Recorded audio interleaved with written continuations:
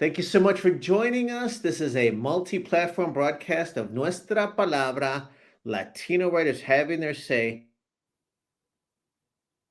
And today we want to focus on a really great organization that's been doing a lot of work in the community for a long time. They're also dear friends, they're leaders. I want to say hi to them first. Hey, Marta and Izzy, thank you for all that you do and welcome to the program.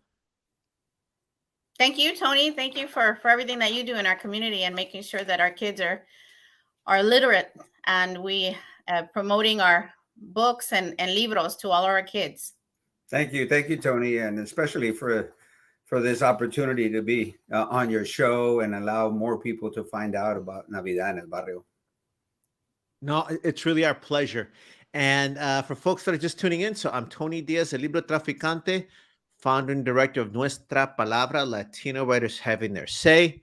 Thank you for tuning in to all the different formats. So the show begins on social media. The video airs on fox26houston.com.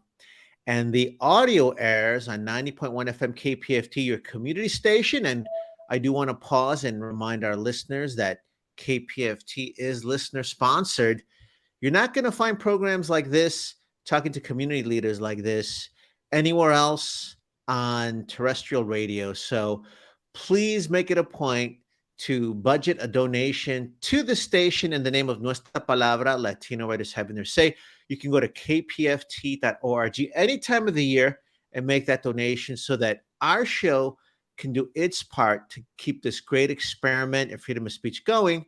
And of course, the other thing is we come out into the community and we do stuff live, especially as we're navigating this post COVID-19 shutdown. We're actually doing events live in the community. I do want to read the bios of our dear friends, but I want to mention several times some upcoming events you may have where people can get involved or see what you do, because I think it is really vital to feel what's happening there. So I don't know, Marta, any upcoming events that you want to make our viewers and listeners aware of? Yes, yes. Thank you, Tony. Yes, for sure. We have a big gift wrapping party that we're hosting on December the 9th. And that's where we'll be wrapping around 10,000 gifts all in one day. We'll be there starting at 10 in the morning. And thanks to Commissioner Adrian Garcia, who's sponsoring the event, we will be at the NRG Center all day. There will be free parking. So please look at our website for more details. We need all hands on deck for 10,000 gifts. So these gifts will be. Yeah, let's walk through that. And again, we will be talking about the trajectory and the work that you do and the origins of your work. But I think I want to walk through each of those steps. So 10,000 gifts, break that down. That's like a lot of work. So if folks get involved on this end, they're helping just to wrap them. But as a community organizer, tell us about all the little details that it takes to get wrapping, gifts, the toys, the folks, the community entities. Break all that down so folks can appreciate exactly what you're doing. Well, I think, like you said, it's a lot of work. But thanks to God, we have a lot of volunteers, and that's how our organization runs, because it's a volunteer organization. We have a board that works. We have a hardworking board. It's a grassroots organization, and we really depend on our volunteers. On that particular day, we have anywhere from 300 to 500 volunteers, and these can be it could be schools, it could be students. We have organizations that come out, profit organizations, companies that send their workers to come and volunteer on that day. And like you said, it is a lot of work, but all of us together and all of us working together, we get it done. Thanks to the community. And that's the only way that we've been able to survive for 35 years is because of our great community. We have so many generous people. We have so many generous sponsors that keep Navidad en el Barrio going. And we're very thankful for everybody that continues to support the organization.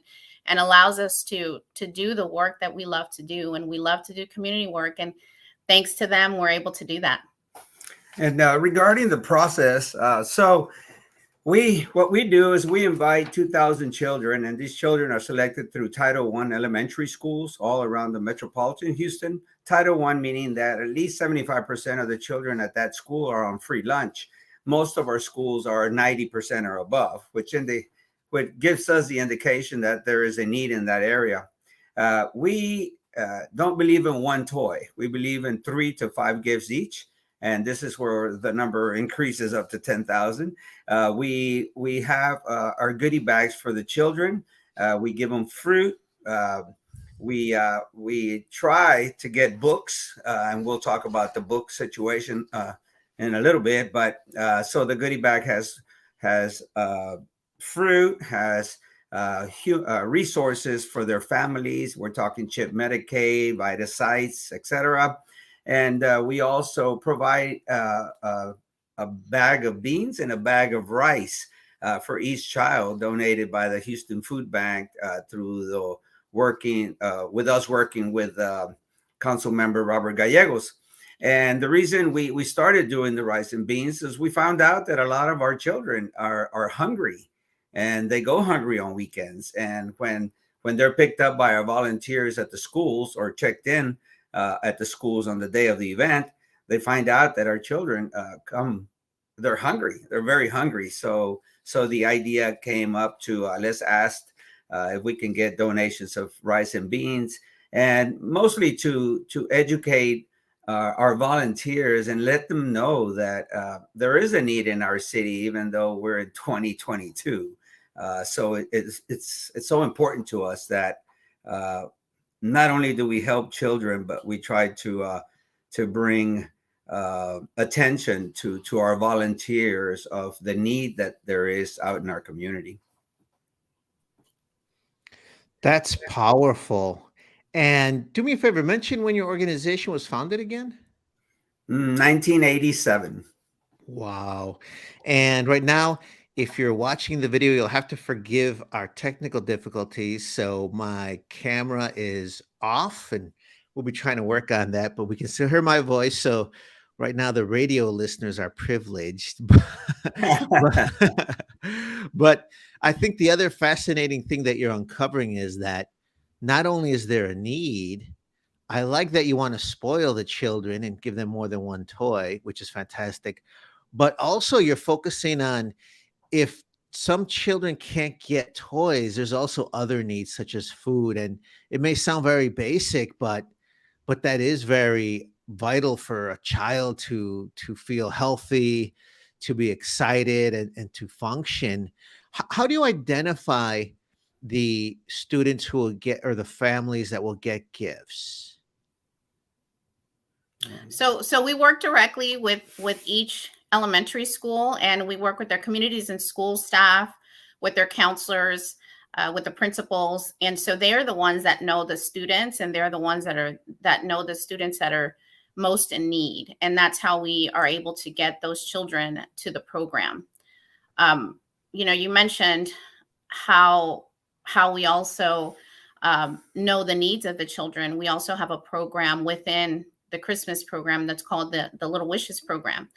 And so we give the opportunity to the children to provide an essay that's entitled, "If I Had 3 Wishes, I Would Wish For."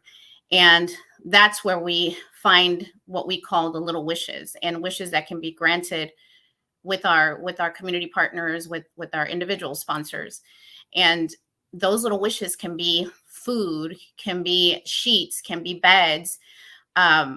We've been very blessed to have a new partnership now with the University of Houston Optometry School, where they're going to be providing vouchers for our children that are asking for glasses. And like you said, those are just basic needs. I mean, food, bedding, housing, those are basic needs that our children are asking for. And thanks again to our community, to God, that we're able to provide some of those wishes to our kiddos.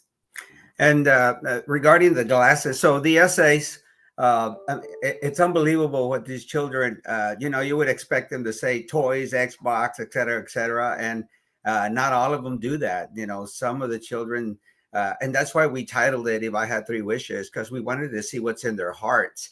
And for a child that's 8 years old to tell us they want food for the refrigerator, they want shoes for their dad for work, they want a sweater for their mom because she goes to work and she gets cold. Those are the little things that the reason we started the essay contest is to be able to identify these little wishes, but to also let our community know that uh, there is such a big need in our community, and that's, to us, that's the most important thing, is that we can teach our children that we're trying to help, that there are people in this world that care for you, and we also try to teach them to give back. And you say, well, the children that we select for this big party, what we call big party, is 6 to 12-year-olds, and we want them to also learn how to give. So every child is asked to bring 2 canned goods to our program, and when they get there, they individually place those cans in our sleigh. Well, the first children that arrive, usually 2 cans in a big sleigh doesn't mean like you're doing a lot. But because we place that sleigh in plain view, by the time all the children are there and you see 4,000 cans of food, then we teach our children that just 2 cans did make a difference, and it will make a difference for a family. So it teaches them to give back, and it doesn't matter in what stage of your life you're in, etc. So these Little Wishes program is very, very important to us, as well as the glasses. Yes, U of H has given us free vouchers for an exam, but each child that needs a pair of glasses will have to pay $69. So Navidad en el Barrio is starting a budget now to where we're going to be able to grant glasses, and we have angels all over the world that are already ready to donate money for this particular project. So God willing, from this day forward, any child that's identified through the school by their counselors can call us and say, hey, I have a child that needs glasses. And but not only that, we also asked the U of H if their family members needed glasses, could they make appointments there? And of course they say yes. So they will receive glasses at a reduced rate. And we also mentioned beds. That some of our kids asked for beds, and this year Gallery Furniture has also come in to sponsor the beds that are needed for our children. So we thank Gallery Furniture for also becoming a sponsor this year for Navidad en el Barrio. I want to point something out. So my book is titled "The Tip of the Pyramid: Cultivating Community Cultural Capital," and if we think of, let's say, the wrapping event as the tip of a pyramid, if people go, what will be revealed are all these other layers. Because I think if folks are thinking of a traditional toy giveaway, they might not understand that food is needed, thus the beans. Glasses are needed, thus that partnership. Great point. Little later on, $69 to a family struggling is a lot of money, but that's young person needs to see the chalkboard at the school to read correctly and to build those skills. You mentioned literacy. A child's ability to learn during English class is affected by if they're hungry, if they can see. You mentioned the beds, if they can sleep at night. So you're revealing this layer by layer. And again, I don't want people to be overwhelmed, because we have experts who know our community like you that are walking us through it. But this is one powerful way to get insights into what's going on in the community and in their hearts and minds, which is why I love that you're bringing in the essays and the literary side, because some folks may say, wait a minute, now they're a literary group too, but you're talking about how it all goes together. I do want to share your bios, because I want listeners and viewers to know that you are experts in our community. And Marta Martinez Gomez was born in Monterrey, Mexico. Shouts out to Monterrey. Hey, all right. Arrived in Houston. ¿Verdad? Arrived in Houston at the age of 4. You were raised in the neighborhoods, Magnolia and Cashmere Gardens. You attended our schools, Barbara Jordan High School for careers, and graduated with a bachelor's in business administration from the Bauer College of Business, University of Houston in 1996. You served as an advocacy coordinator for Child Advocates Incorporated. You work with volunteers dedicated to breaking the cycle of abuse. In addition, you've also served as a volunteer for 10 years before joining the Child Advocates Incorporated team. Your relevant experience has focused on issues that affect children, families such as poverty, health, immigration, and abuse. And I think all those factors tie in different ways that people may not understand how they all go together. And one thing I'll say too, sometimes I think that this is a great way to explain how folks that are a little more directly or seen more directly in the arts field, like Nuestra Palabra, even though we touch on so many of the same issues, we talk about how our artists, and when I say artists, writers, dancers, visual artists, don't have the luxury of creating art for art's sake. And I think, Marta, you've worked in many fields where, health issues have such a big influence on all factors of Latino life. Before we get into Izzy's bio as well, Marta, how do health issues play into the work that Navidad and Barrio does? You touched on some of them. I'd like to really focus on that. Well, Tony, we talked about the basic needs, and health is a basic need for our children and for our families. And health insurance is easily accessible to some and not accessible to others. And unfortunately, a lot of our community, they don't have the access to health care. So that's why it's important to promote programs such as a children's health insurance program, children's Medicaid, and the free clinics that are available to our families. Once again, if a child doesn't feel good, they're going to school, but they're not learning because they don't feel well.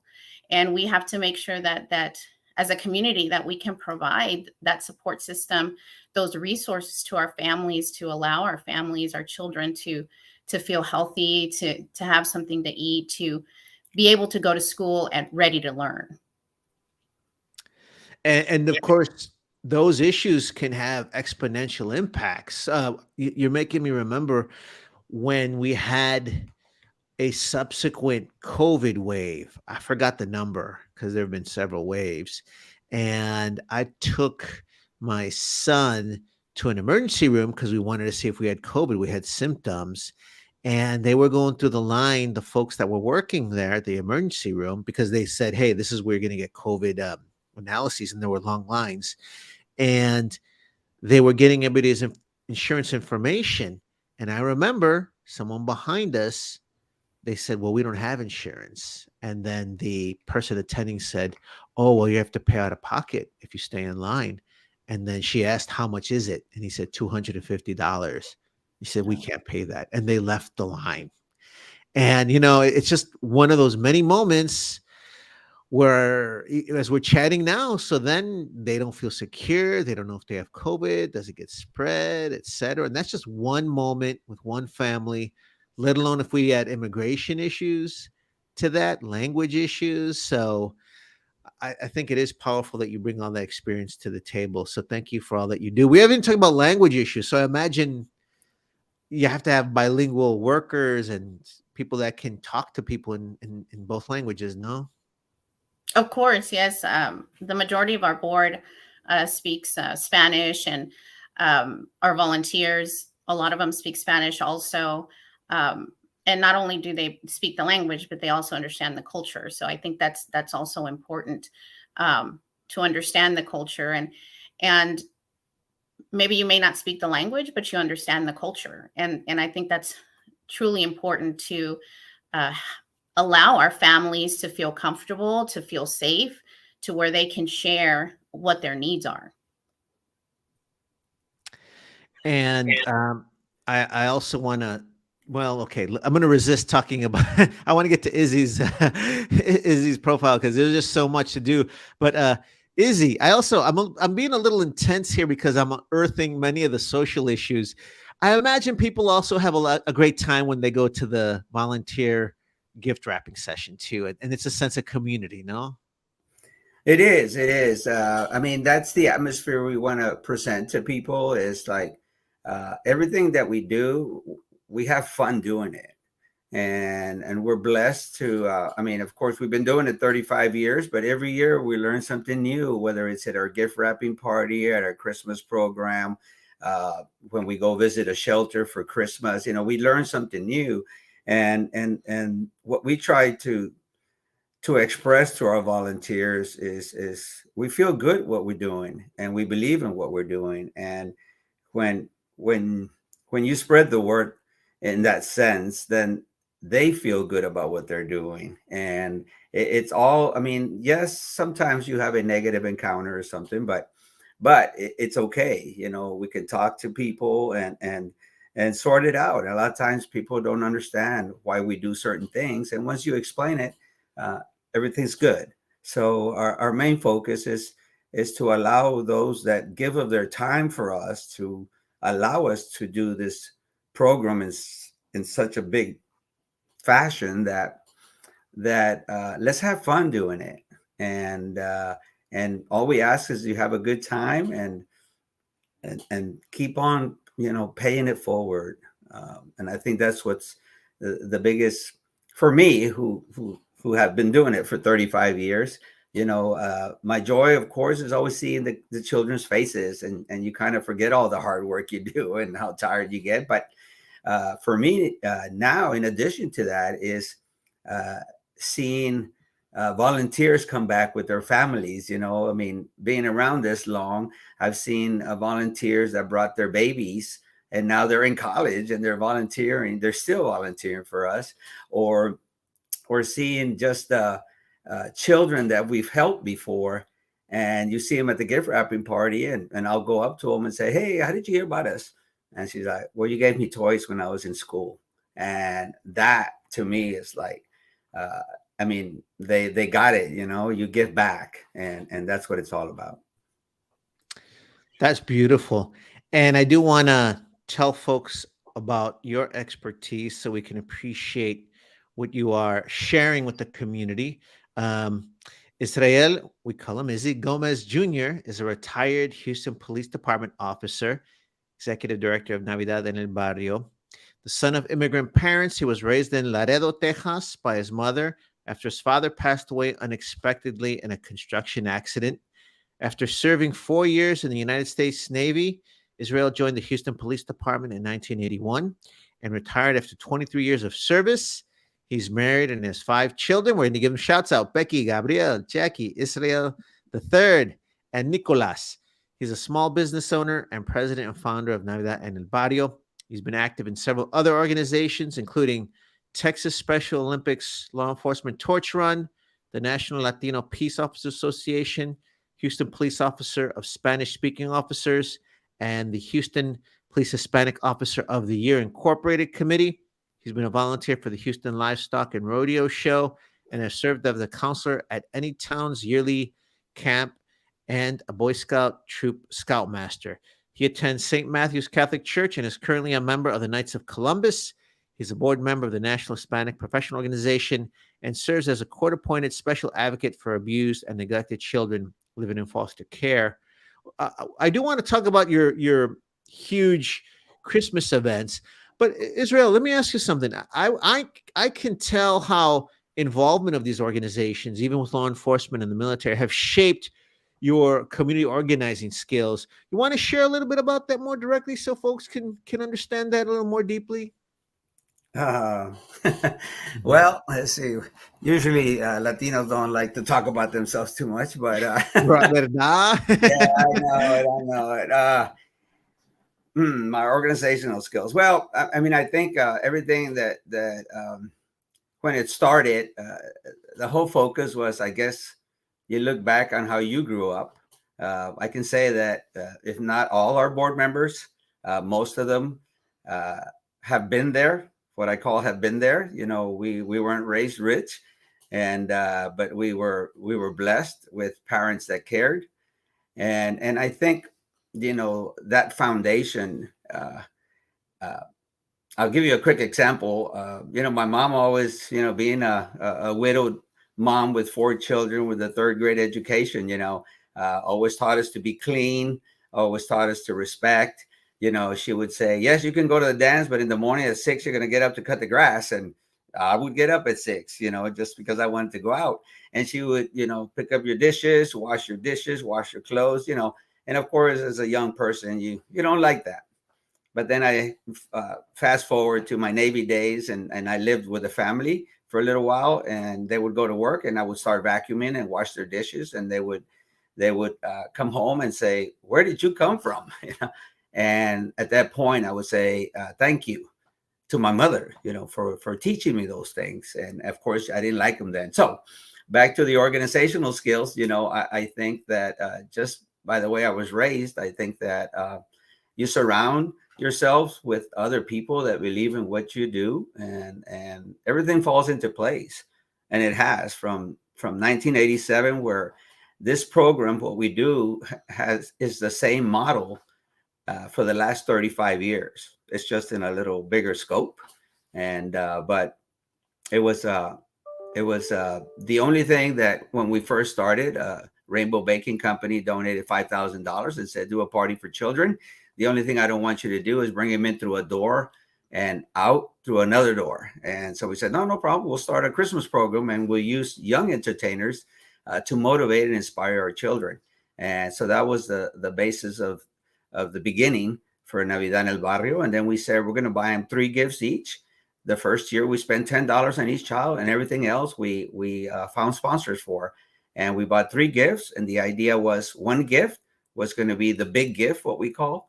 And then the other 2 little gifts are going to be gifts where they can share with siblings in case they don't get invited to Navidad en el Barrio. So that part of the program, again, has been for the last 35 years. Of course, $10 nowadays, you know, is equivalent to a little more. But we're blessed. We're blessed that there's a lot of people that believe in our program, and we're able to find the toys for all our children. You know, and one of the things that's important to mention is Izzy's a retired police officer, and if you go to our program, you're going to see a lot of police officers there in uniform. And so it's important for us to make sure that the children see police officers in a positive manner.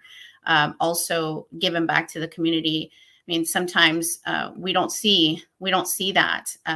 Unfortunately, we just see the negative parts. And so we want them to be able to get a well-rounded view of what a police officer does. And he's in the community, she's in the community.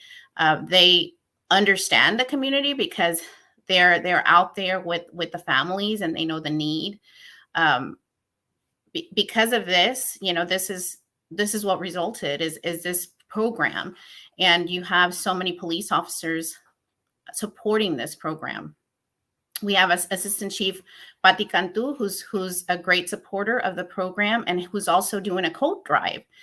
And she's been doing this for the past couple of years.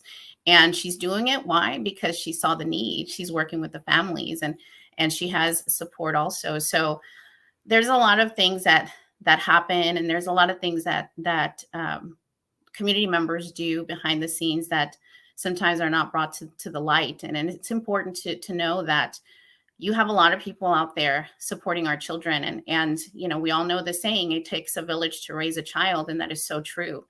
And it doesn't necessarily have to be a parent. It doesn't necessarily have to be a family member. It can be a police officer. It could be a teacher, a counselor, a sponsor, a volunteer. So there's a lot of us that have to come together to make sure that our children thrive and become, you know, well-rounded citizens to be able to continue the cycle of well-being.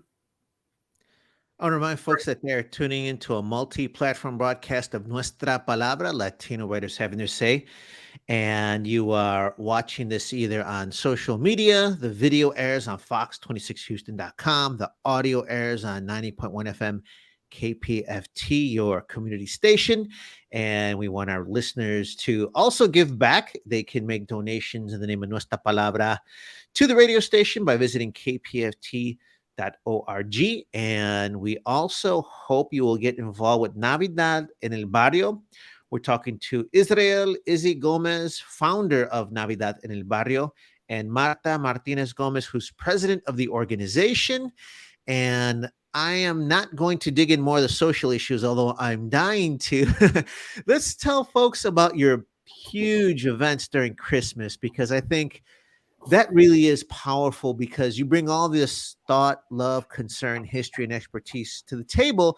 But when families show up, they just feel the love, they feel the support. And we've been mentioning, you both know our community. We still have pride. I think you were touching on that, Izzy. Like, no importa si somos pobres, humildes, tenemos orgullo, we still have pride. We teach that to our kids. So it takes a lot for us to ask for help.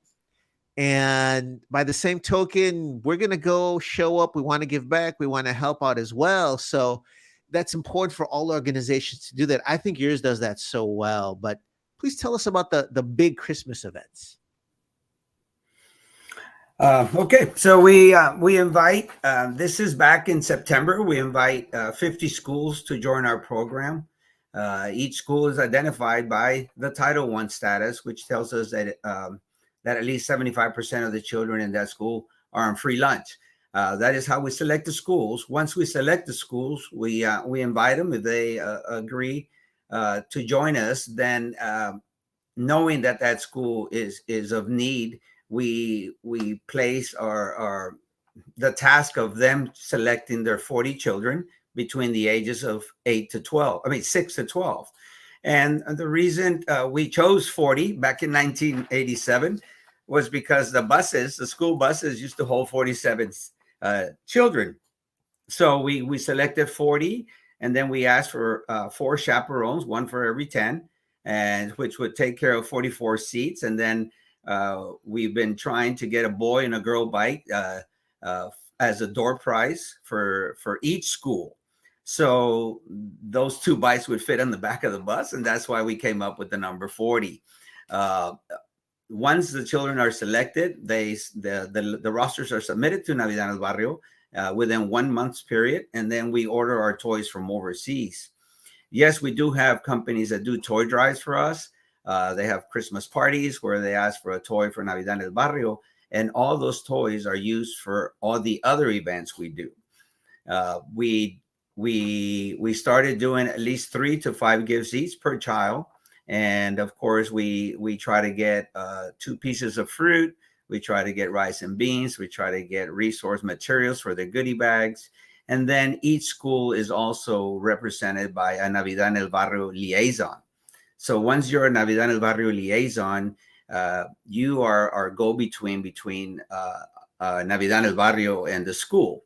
So they maintain contact throughout the months, October, November, and in December, they're the ones that actually come on to the gift wrapping party. The liaisons do, and make sure that their circle, which is each school is done by a circle of bags. They ensure that all the toys are in their circle, and then they go meet the children on Saturday morning and register them before they get on the bus. But the main reason there is we want our liaisons to establish a relationship with their schools. And our goal or our dream is that they stay with that school year after year, and this gives our elementary schools another source to actually connect with in the event that their particular school needs something. And so at the event, again, there's a lot of police officers, which I failed to mention at the beginning. That was one of the being a police officer is something I wanted our children to experience, was getting toys from a uniformed police officer. And to this day, Houston Police Department endorsed us and supported us throughout the years. And to this day, they still do. So that's our big program. And of course, we have the essay contest, and children have no idea who's won, but we have first, second, and third in different age groups. And we recognize them, and we provide not only a $25 gift card for groceries, but we give each child, depending on what place they win, some cash. And we say, this is for you to buy something for your parents. And of course, they get a plaque, and first place winners get a bike. And I think that's it. But we want to recognize them there at the program, just to encourage them to keep on writing and putting their thoughts on paper. The other, we also do recognize what we call a Vida Award, and that's we recognize one of the volunteers every year that has given to Navidad en el Barrio, and we recognize them at the program. And we also have an award. It's called the Albert Vasquez Award, and that was a fellow police officer from Laredo who worked narcotics and got killed in action. And so we wanted to have his spirit, his name, his life remembered. So we named our award the Albert Vasquez Award, and every year we recognize a law enforcement officer that gives to us and to the children. So we try to recognize them, simply because most of the recognition is always negative. So we want to make sure that they know they are appreciated. Anything else? And in the past, we have partnered with Half Price Books and also with the Barbara Bush Literacy Foundation to provide books for our children at the program. And unfortunately, this year, because of budget cuts, we weren't able to have that for our children. So we're hoping that next year we can partner again with the Barbara Bush Literacy Foundation to be able to provide books for our children that are very much needed for their home libraries.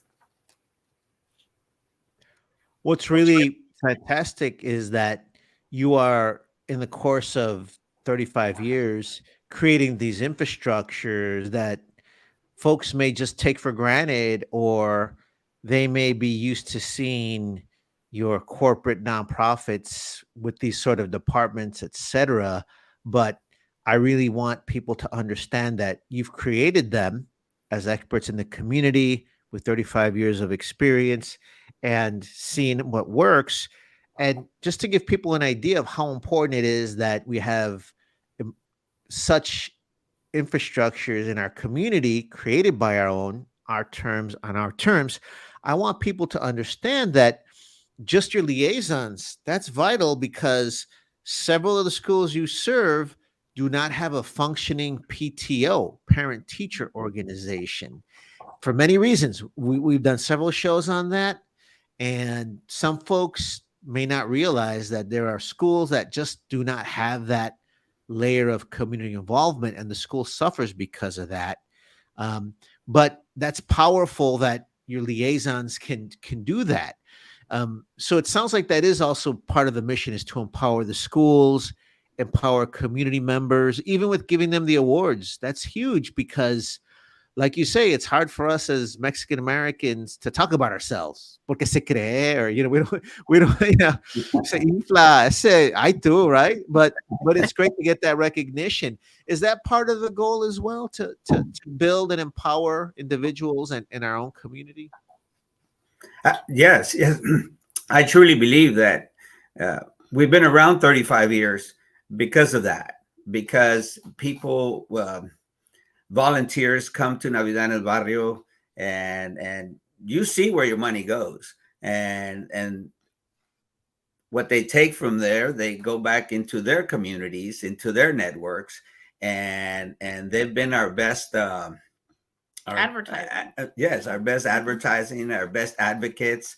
They go out there and they talk about their experience, and that's what we want, and that's why I think we've been around 35 years, because somebody told somebody, and then next thing, I want to see it for myself.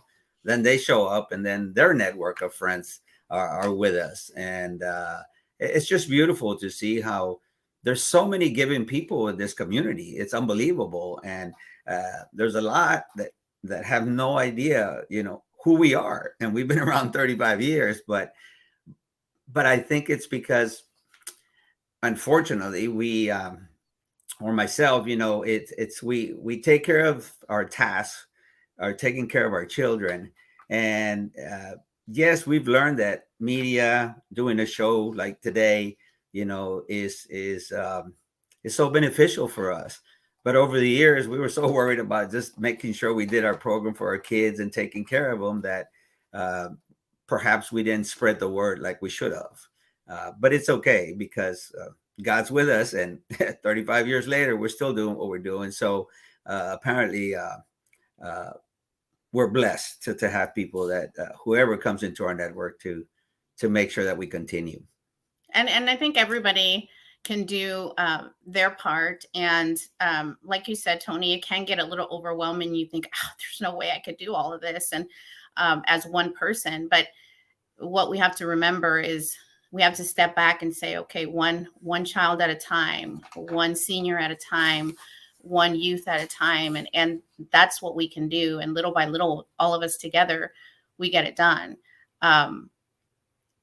But we try to work as an individual child. And I can tell you, one of our scholarship recipients, Pedro Ambris, he was our first ever scholarship recipient, and he graduated with honors from Texas A&M. He graduated with his master's from A&M. Then he went on to medical school at the University of Texas in Galveston.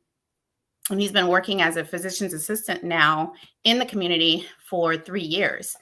And he has come back to also assist with Navidad en el Barrio. And, one of the things that he mentioned that he thought was very important for our community to know, for our board to know, for our volunteers and sponsors to know, is that whenever he participated in Navidad, he felt seen.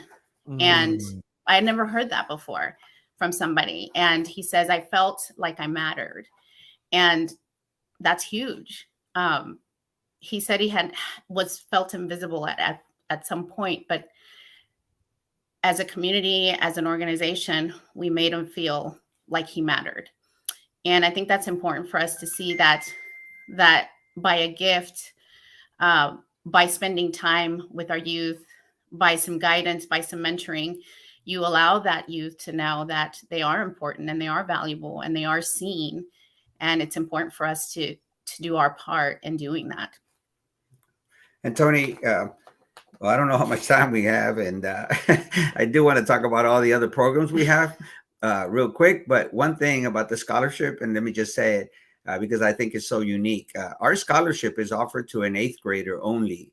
They have to write an essay, do a scholarship application, and if they're selected, then the idea is we provide $500 per year. They have to pass. They have to give us their report cards. They have to learn how to volunteer for us. And the idea came because we figured that between 9th and 12th grade, these students can make life-changing decisions. Their life can change overnight if they're hanging around the wrong people, etc. So if we felt that if we're with them and God willing, providing that positive connection, and they know that we're like mentors that can come to us, they start being volunteering for us, knowing our board, knowing that there's people that are going to support them, perhaps that they have a better chance to make it out of high school and get into college. And that's why we started our scholarship for 8th graders. So needless to say, Pedro, who is our first baby, now is a physician assistant. And so we've known him for numerous years. And we still have, right now, we have 2 students in college, and but we don't offer a scholarship until we raise the $2,500, which is the total for their scholarship. We don't offer it until we have it in the house, just in case something happens to Navidad en el Barrio, then their monies are guaranteed, and we make sure that they're going to get their monies. No, that's powerful, especially I remember I was in 8th grade and I received a scholarship and it had a monetary value. It's powerful for someone in the world to say, writing matters. You're good at this. Here is money. When you're told that the only thing that matters is money and you don't see it come into your household, that's powerful. It's a very impactful. So it's wonderful to hear that. I know we're speaking to your public relations and your publicity department, both of you. So, in closing, because you're doing it all, but you're doing an amazing job at that. And folks, see the great work and probably think you have a staff of 100 people, but you don't. It's volunteers. In closing, please do mention some of those other programs, and if you could tell folks, our listeners and viewers, where they can go to find out more, keep track of your work, and to spread the word and get involved. Okay, real quick.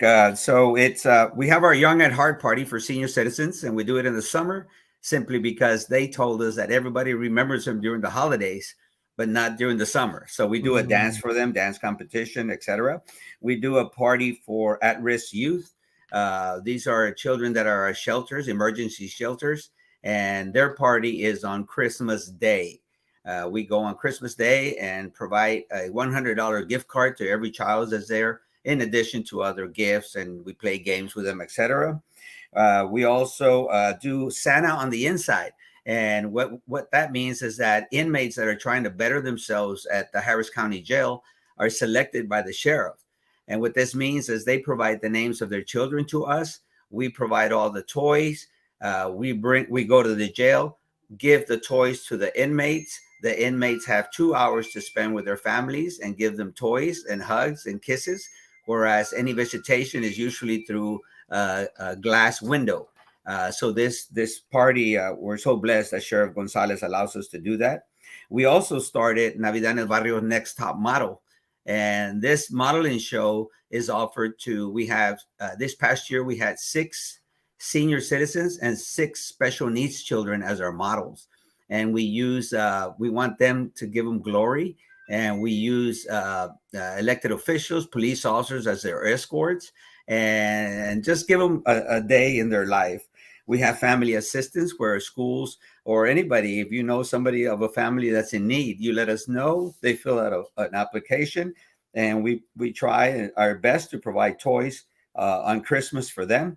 We have a Christmas Eve party where, again, families are nominated by schools, but this party is for the whole family. And we have games, and we try to incorporate games where parents and children play together and to enforce that relationship at the house and have a good time. Of course, they win prizes and a little bit of all that. And of course, our scholarship program.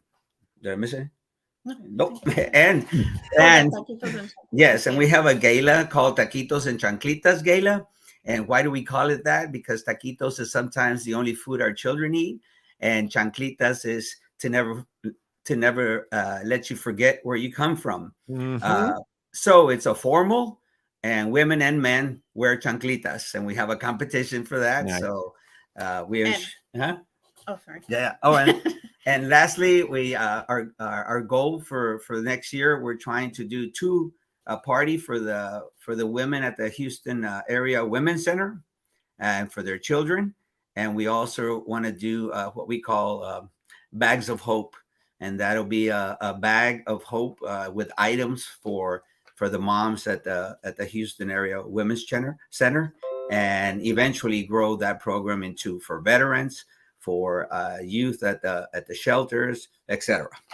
And we do have for dinner, we have tacos, rice, and beans. Oh, yeah. Very simple dinner on plastic plates, plastic silverware.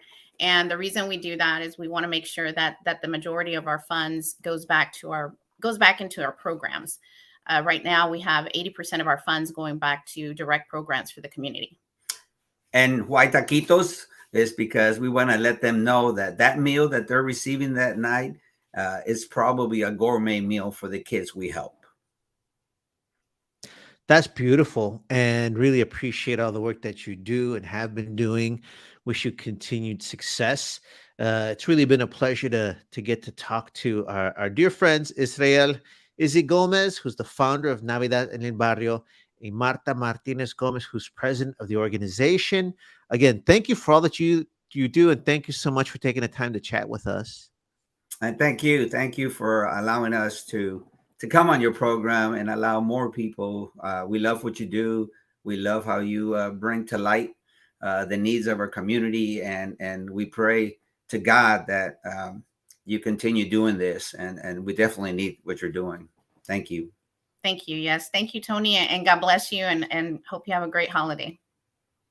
Igualmente, thank you so much. And speaking of community cultural capital, this is Tony Diaz, el Libre Traficante, but I got to give a shout out to our amazing crew. Rodrigo Bravo is our sound engineer. He makes us sound amazing on broadcast radio as well as TV and helps us record events live.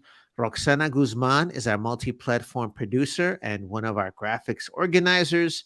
Want to give a shout out also to Liana Lopez, who is one of our co-hosts emeritus, as well as Brian Paras, Lupe Mendez, Laura Acosta. And we want to thank Fox 26 for airing our video on fox26houston.com. Of course, our broadcast all started on 90.1 FM KPFT, Houston's community station. We want to thank them for all the years of support, and we hope that you can help us help them keep the community voice going. So if you go to kpft.org any time of the year, you can make a donation in the name of Nuestra Palabra to keep the radio show going, because we want to do more shows like this all the time. And finally, to all our volunteers, all the writers, we look forward to seeing you out in the community as we always do. Keep spreading the word, and we look forward to uniting with all of you. So thank you all again. Hope you enjoy the holidays, and we'll talk to you soon and see you at the arts. Gracias. Bye. Yes, gracias. Thank you. Adiós.